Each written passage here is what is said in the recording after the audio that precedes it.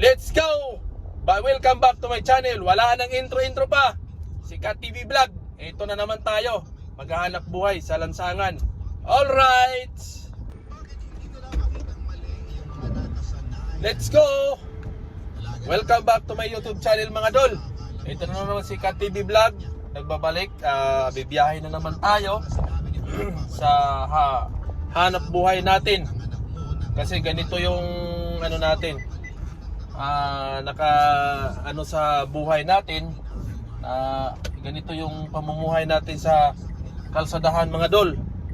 So ito, na naman tayo, may booking tayo sa sa suki natin na pasahero na parang araw-araw natin pipick upin.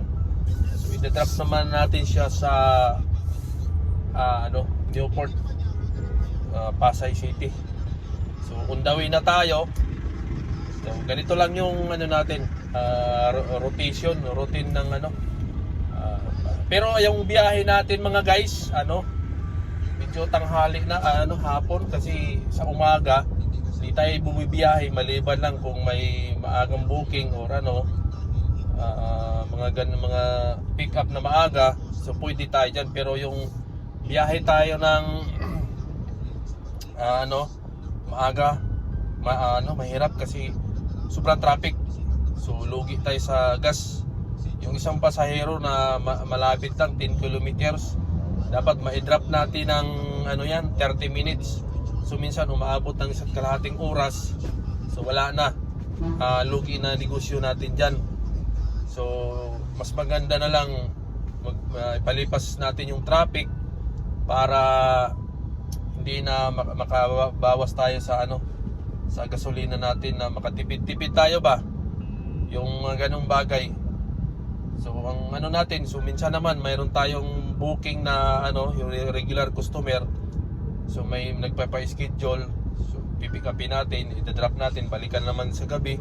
So ganun lang mga dol ang natin, kasi ganito yung natin hanap buhay sa kalsadahan. So yung pala natin, yung application natin, InDrive mga dols. So si InDrive, maganda yung niya, yung policy niya. Hindi katulad sa ibang application na kunting mo lang, suspended, mga kupal pa. O di ba, yung mga stop diyan, mga kupal. Pero si InDrive, maganda yung niya. Medyo mababa lang yung fare, pero ang naman, yung porsyento niya, yung bawat niya sa percent, mababa din. So parang lang, patas lang. Sa ibang platform, mataas yung pamasahe, pero ang percent niya, yung porsentuhan niya, kalta sa sa 100, umaabot minsan to 25 pesos. So kupal ka na wala kang kwenta. Tapos kunting mo lang, suspended or man yan, pag complain ng pasahero, suspended ka, so hirap ka na makabalik. O di ba?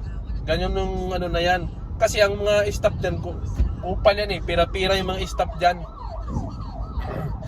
Yung mga diyan, kalakaran diyan, pira-pira. Hindi na sila mag-diyan ng sasabihin wala nang slot, pero pag may 60,000 ka, may slot. O, di ba? Kasi kung pinapadaan niya sa pagkakulurom, temporary daw. O, pero kay InDrive, maganda. Saan ka pa? InDrive ka na. Yung mga iba diyan, mga iyakin diyan, iba tayo, yung puro reklamo sa InDrive, umalis na kayo. Hindi naman kayo pinipilit ni InDrive diyan na mag-apply kayo diyan. Oh. Kasi hindi mahigpit sa InDrive. Walang suspended. O diyan kayo sa ibang platform, suspended ka kaagad. O di ba? Alam mo na yan kung sino kang platform ka, kupal ka. Pag nag-apply ka diyan, ang daming pasikot-sikot, ang daming interview, ang daming kasi ganito, kulang pa yung requirements mo. Kay InDrive, wala, 1 hour lang, biyahe ka na. Basta kumpleto ka sa papel, legit yung papel mo, kumpleto na. Biyahe ka na. O di ba? Saan ka pa? Ba't ba dyan ka sa magpapakahirap ka sa na yan, platform na yan? Ganun sa ganun si InDrive. Hindi naman natin na ano yan, pero dito tayo parang nabubuhay, dito tayo kumikita eh. O di ba? Yung mga yung mga iba diyan nagrereklamo kasi daw. Ganito. I-delete nyo yung application nyo ni InDrive. Huwag kayo diyan.